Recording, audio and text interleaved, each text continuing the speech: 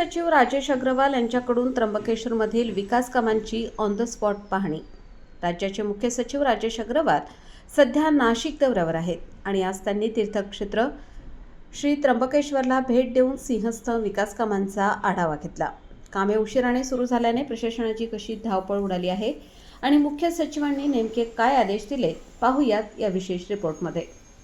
सिंहस्थ कुंभमेळ्याच्या तयारीला आता वेग आला असला तरी नियोजनातील दिरंगाईमुळे सध्या प्रशासनाची रात्र थोडी आणि सोंगे फार अशी अवस्था झाली आहे। आज राज्याचे मुख्य सचिव राजेश अग्रवाल यांनी त्र्यंबकेश्वर शहर आणि परिसरातील प्रगतीपथावर असलेल्या विकास कामांची प्रत्यक्ष पाहणी केली आहे। सकाळी भगवान त्र्यंबकेश्वराचे दर्शन घेऊन अग्रवाल यांनी आपल्या दौऱ्याची सुरुवात केली। यावेळी त्यांनी दर्शनपथ मार्ग, कुशावर्त तीर्थ आणि चक्रतीर्थ येथील कामांची पाहणी केली।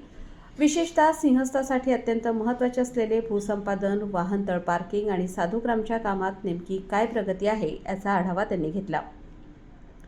या पाहणी दौऱ्यात मुख्य सचिवांसोबत सिंहस्थ कुंभमेळा प्राधिकरण आयुक्त शेखर सिंह, नाशिकचे प्रांताधिकारी GVS पवन दत्ता, तहसीलदार गणेश जाधव, मुख्याधिकारी गोविंद जाधव, निवासी नायब तहसीलदार सुनील पवार, शहर अभियंता स्वप्नील काकड, सार्वजनिक बांधकामचे उपविभागीय अभियंता विजय बाविस्कर आणि उमाकांत कुमावत यांच्यासह इतर वरिष्ठ अधिकारी उपस्थित होते।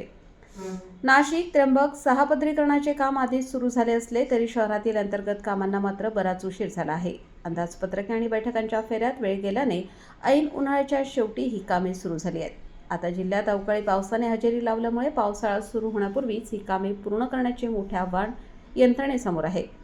मुख्य सचिव राजेश अग्रवाल यांनी सर्व यंत्रणांना कडक भाषेत सुनावले असून कामे केवळ वेळेतच नाही तर ती पूर्णपणे दर्जेदार झाली पाहिजेत अशा सूचना दिल्या आहेत। मुदतीत कामे पूर्ण न झाल्यास त्याचा फटका आगामी नियोजनाला बसण्याची शक्यता नाकारता येत नाही।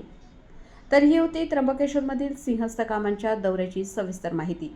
या कामांचा दर्जा प्रशासनाकडून कसा राखणार आणि पावसाळ्यापूर्वी ही कामे पूर्ण होणार का हे पाहणे आता महत्त्वाचे ठरेल।